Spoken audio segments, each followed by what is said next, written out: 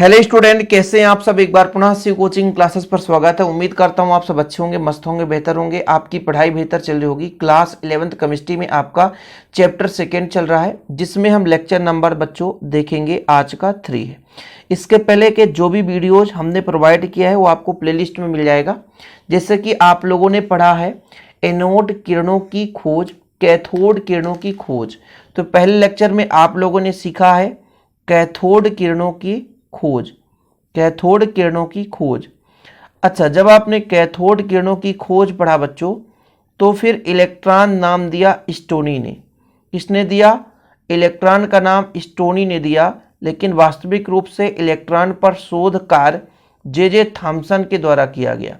J Thomson के द्वारा किया गया। ज़्यादा डीप में खोज किसने किया? जे थॉमसन में। इसलिए इलेक्ट्रॉन की खोजकर्ता जे थॉमसन को माना जाता है। कहीं भी आप लोग देखोगे ऑब्जेक्टिव वगैरह में कि इलेक्ट्रॉन की खोज किसने की? जे थॉमसन ने की।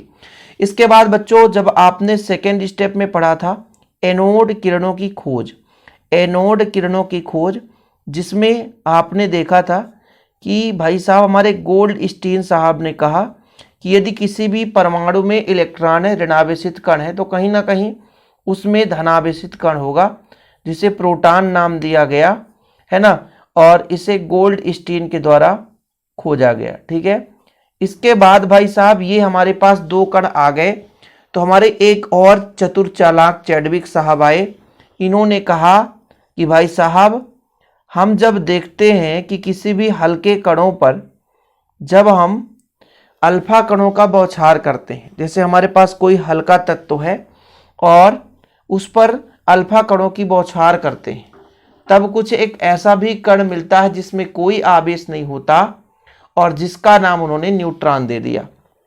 तो न्यूट्रॉन की खोज की बात की जाए तो न्यूट्रॉन की खोज किसने की? चैडविक ने की।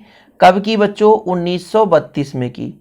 क्वेश्चन आता है न्यूट्रॉन की खोज पर टिप्पणी लिखो। क्वेश्चन ऐसे ही आता है, न्यूट्रॉन की खोज पर टिप्पणी लिखो। तो जो आपका इलेक्ट्रॉन की खोज हुआ बच्चों, प्रोटॉन की खोज हुआ, इसके बाद हमारे चैडविक साहब आए। मतलब कृत्रिम तत्वांतरण के अध्ययन के दौरान, मतलब कृत्रिम रूप से तत्वों का निर्माण कर रहे थे भाई कि हमारा एक कुछ और नए तत्व की खोज हो सकती है क्या। तब उन्होंने देखा, भाई देखो, जैसे आप लोगों ने देखा कि पहले स्टार्टिंग में पूरे एलिमेंट्स तो नहीं आए, बाद में भी जैसे आपके डी ब्लॉक, मतलब जो आपका डी का 4D के बाद 5D 6D है ना, 6D जो श्रेणी उसमें आपके अपूर्ण, अब तो मान लीजिए पूरे 118 तत्व खोजे जा चुके हैं, लेकिन पहले आपके 118 तत्व एलिमेंट्स नहीं थे।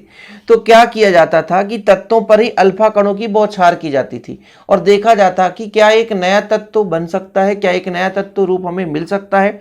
तब इस दौरान उन्होंने देखा कि जैसे ही हम किसी भी एक एलिमेंट्स पर या तत्व पर हम अल्फा कणों की बौछार करते हैं, ठीक है, जैसे यहां पर देखा कि जब बेरिलियम अथवा अन्य हल्के तत्वों की पतले पत्थर में तीव्र गति से गतिशील अल्फा कणों की बौछार की जाती है, तो बेरिलियम कार्बन परमाणु में परिवर्तित हो जाता है तथा एक उदासीन कण प्राप्त होता है, जिसका द्रव्यमान प्रोटॉन के द्रव्यमान के लगभग बराबर होता है, जिसका नाम न्यूट्रॉन रखा गया।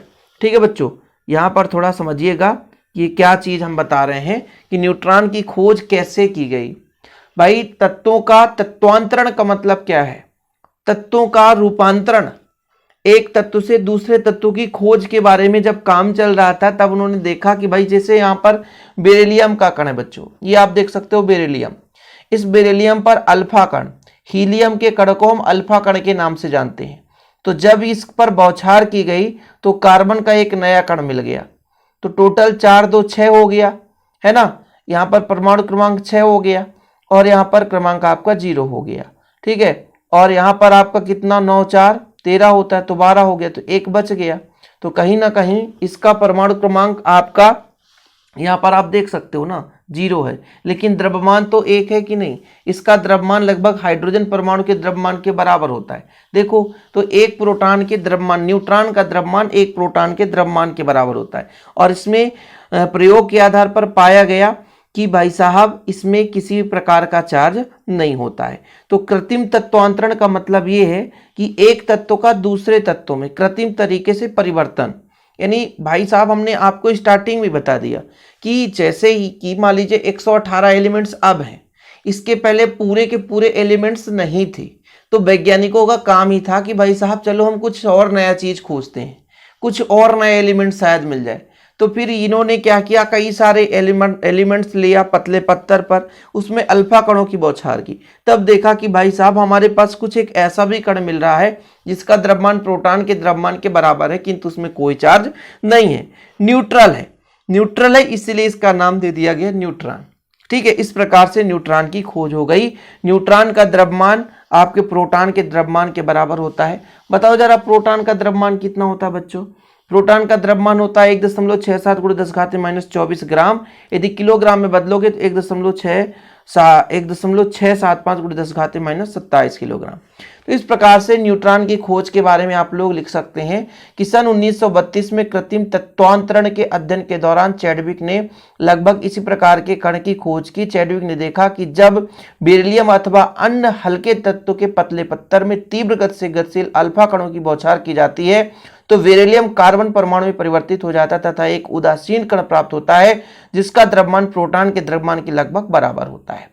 यह कण अन्य नाभिकीय क्रियाओं में भी पाया जाता है। इस नए मूलभूत कण का नाम उदासीन प्रकृति के कण न्यूट्रॉन रखा गया। न्यूट्रल है, उदासीन है, इसलिए न्यूट्रॉन रखा गया, जिसका द्रव्यमान 1.675 × 10⁻⁻24 ग्राम या कि बच्चों यदि किलोग्राम में लिखोगे तो आप 10⁻27 किलोग्राम लिख सकते हो आप लोग।